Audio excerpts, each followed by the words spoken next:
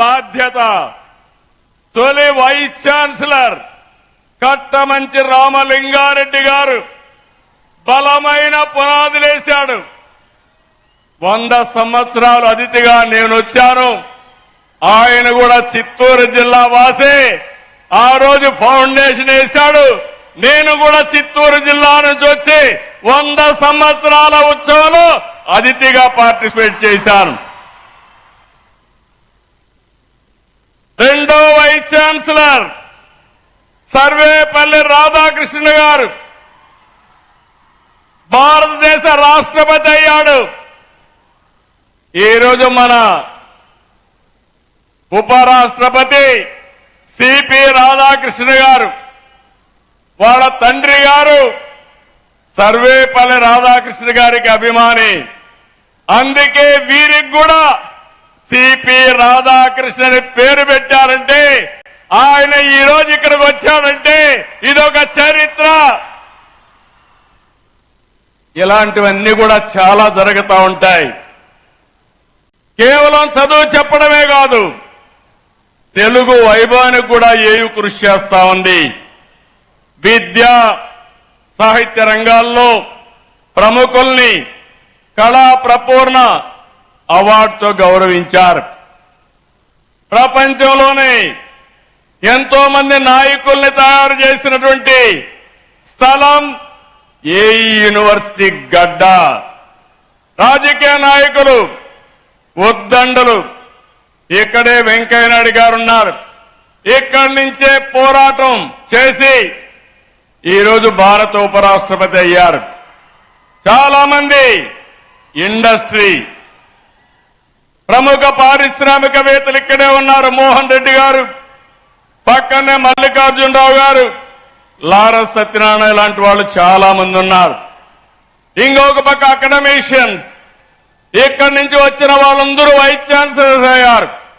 చాలా ప్రపంచంలో యూనివర్సిటీలో ప్రొఫెసర్స్ గా పనిచేస్తున్నారు. ఈరోజు యూనివర్సిటీ చూసినప్పుడు నాక్ A++ లో ఉంది. ఇది 30 వరకు ఉంటుంది. ఇంకో పక్కన మీరు చూస్తే NIRF లో 41వ ర్యాంక్ ఉంది. అదే సమయంలో పబ్లిక్ సెక్టర్ లో చూస్తే 5వ ర్యాంక్ లో ఉంది. నేను ఈరోజు ఒకటే మిమ్మల్ని కోరుతున్నాను, యూనివర్సిటీస్ అంటే నేషనల్ స్ట్రాటజిక్ అసెట్స్. ఇవన్నీ దీన్ని కాపాడుకునే బాధ్యత మనందరిపైన ఉంది. ఇక్కడ ఛాన్సలర్ గవర్నర్ గారు ఉన్నారు.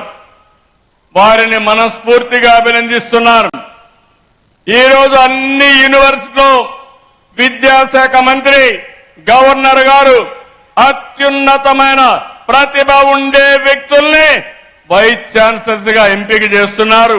దీనికి మనస్ఫూర్తిగా ఒక ముఖ్యమంత్రిగా వారిని అభినందిస్తున్నానని మరొకసారి మీకు విజ్ఞప్తి చేస్తున్నాను. ఈరోజు 64 కోట్ల విలువైన ప్రాజెక్టుని ప్రారంభించుకున్నాం. A U I factory, networks lab, experience centre ని, తీర ప్రాంత వాతావరణ పరిశోధన టెస్ట్ బెడ్ ని ప్రారంభించుకున్నాం. 112 కోట్లతో 9 ప్రాజెక్టులు ఈరోజు శంకుస్థాపన చేశాం. Girls hostel, boys hostel, central mess, vice chancellor బంగ్లా, క్యాంపస్ బ్యూటిఫికేషన్, కాన్వకేషన్ హాల్, అంతర్గత రోడ్లు, లైటింగ్ పనులు కూడా ఇచ్చేశాం.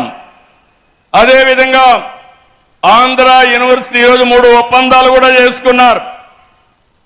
University of Florida, Indian Institute of Tropical Meteorology, అదే మాదిరిగా ఇంకొక ఎంఓయు కూడా 3 ఎంఓయులు చేశారు. నేను ఒకటే మిమ్మల్ని అందరినీ కోరుతున్నాను, మొన్నే నేను 76 సంవత్సరాలని కొంతమంది అన్నారు, కానీ నేను 76 సంవత్సరాలు కాదు, 26 సంవత్సరాల ఆలోచన ఉండే వ్యక్తిని మీకందరికీ విజ్ఞప్తి చేస్తున్నా.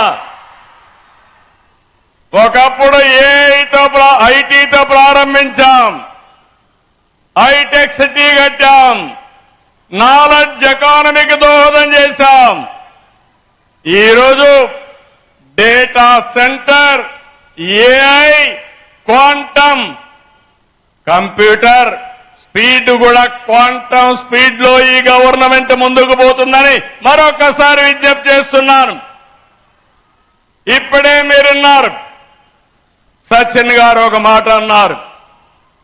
ఆయన జీవితంలో ఆయన తండ్రి ఏ విధంగా ఇన్స్పైర్ చేశారో చాలా స్పష్టంగా చెప్పాడు. ఇక్కడుండే విద్యార్థులకి, పూర్వ విద్యార్థులకి అందరికి విజ్ఞప్తి చేస్తున్నా, రోజులు మారాయి. సాధారణమైన వ్యక్తులం అసాధారణమైన శక్తిగా తయారయ్యే శక్తి సామర్థ్యం మనకుందని మరొకసారి మీకు విజ్ఞప్తి చేస్తున్నా. నాలెడ్జ్, ఇన్నోవేషన్, టెక్నాలజీ, స్టార్టప్ల కాలం, దానిపైన దృష్టి పెట్టండి. యూనివర్సిటీ అంటే కేవలం డిగ్రీ పట్టాలు ఇచ్చే విద్యా కేంద్రాలే కాదు, సమాజాన్ని ప్రభావితం చేసి ఆవిష్కరణలకు వేదిక కావాలి. పారిశ్రామిక రంగానికి యూనివర్సిటీ అనుసంధానం కావాలి. అప్పుడే మిమ్మల్ని కోరుతున్నా, మీరు ఉద్యోగం చేయడం కాదు, 10 మందికి ఉద్యోగాలు ఇచ్చే శక్తి మీకు రావాలి. దానికి సహకరించడానికి ప్రభుత్వం సిద్ధంగా ఉందని మరొకసారి విజ్ఞప్తి చేస్తున్నా. అందుకని వైస్ ఛాన్సలర్ గారు కోరుతున్నాను, ఏయూకి బ్రాండ్ ఉంది. మీరు అడిగితే ప్రపంచంలో ఉండే యూనివర్సిటీలన్నీ మీతో ఎంఓయూలు చేసుకోవడానికి సిద్ధంగా ఉన్నారు, భాగస్వామ్యం అవుతారు. రేపు రాబోయేలో 100 దేశాల నుంచి స్టూడెంట్లు మన ఏయూలో చదివే రోజు తొందరలోనే వస్తుంది. రెండోది, సరికొత్త ఆలోచనలు, ఆవిష్కరణలతో, నాలెడ్జ్తో సంపదకు సృష్టించే మార్గదర్శకులుగా మీరు తయారు కావాలి. ఈ ప్రభుత్వం ఆలోచన ఒకటి, 1 ఫ్యామిలీ 1 ఆంటర్‌ప్రెన్యూర్. ఆంధ్ర యూనివర్సిటీ ఎంతమందిని తయారు చేయగలుగుతారో అది మీ మీద ఆధారపడుతుంది. ఇక్కడనే రతన్ టాటా ఇన్నోవేషన్ హబ్ కూడా ఇక్కడే పెట్టాం. భవిష్యత్ అంతా డేటా సెంటర్, ఏఐ, క్వాంటమ్ రంగాలదే. అందుకే దీనికి ప్రాధాన్యత ఎక్కువ ఇస్తున్నాం. నేనెప్పుడూ ఒకటే చెప్తాను, పిల్లలకు పేరెంట్స్ ఇచ్చే ఆస్తి చదువు. చదువుతో ప్రపంచాన్ని జయించే ఆత్మవిశ్వాసం వారికి వస్తుంది. మీ క్యాంపస్ చూస్తే ఇప్పుడే మీ మంత్రి గారు చెప్పినట్టు నాకు కూడా చాలా అసూయ కలుగుతుంది. సుందరమైన ప్రాంతం ఈ యొక్క ఏయూ యూనివర్సిటీ.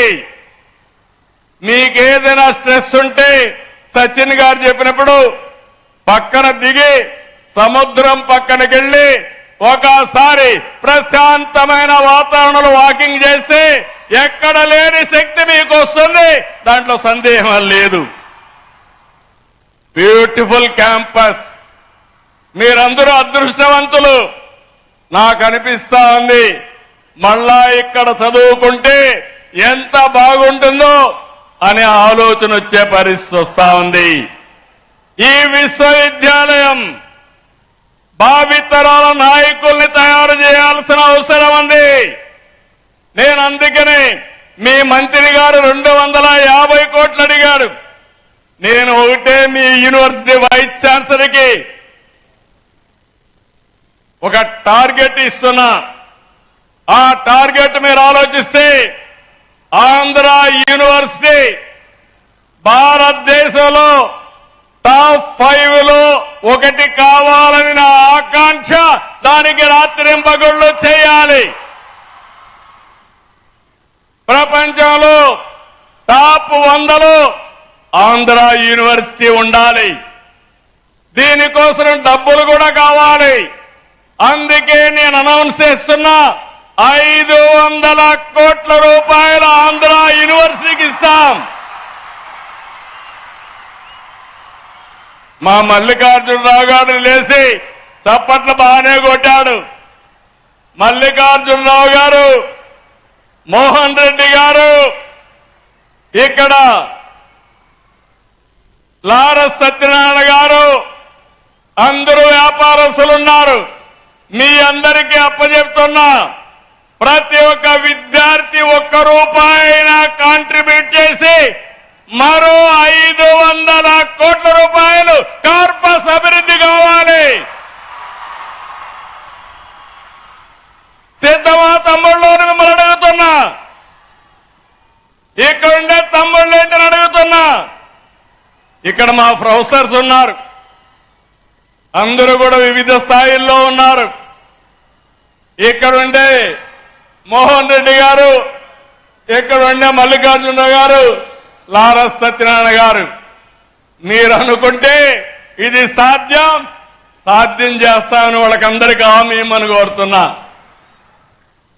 తప్పకుండా సంకల్పం ఉంటే 100 సంవత్సరాల చరిత్రలో చెప్తున్నా, మళ్ళీ ఇది రాబోయే 100 సంవత్సరాల్లో మరొక చరిత్ర క్రియేట్ చేసి భారతదేశంలోనే ఒక బెస్ట్ బ్రాండ్ గా తయారవుతుందని చెప్పి తెలియజేసుకుంటూ, అలాంటి యూనివర్సిటీకి వచ్చి ఈరోజు పార్టిసిపేట్ చేయడం ఇది నా పూర్వ జన్మ సుకృతం, నా అదృష్టం. బంగారు లాంటి విద్యార్థులున్నారు, మంచి మనసుండే ప్రొఫెసర్లు ఉన్నారు. అందరికీ విజ్ఞప్తి చేస్తున్నా, నేను ప్రపంచంలో ఉండే నాలెడ్జ్ని తీసుకొస్తాం. మీ మంత్రి గారు కూడా అన్ని కంపెనీలు తీసుకొచ్చే పరిస్థితిలో ఉన్నారు. మా ఆలోచన ఒకటి, నేను గాని మా మిత్రుడు పవన్ కళ్యాణ్ గారు, జనసేన అధినేత, ఈ రాష్ట్రాన్ని పునర్నిర్మాణం చేయాలని ముందుకొచ్చాం. ఈ పునర్నిర్మాణ కార్యక్రమానికి, తెలుగు జాతి పూర్వ వైభవానికి మన ప్రియతమ ప్రధాని నరేంద్ర మోడీ గారు పూర్తిగా సహకరిస్తున్నారు.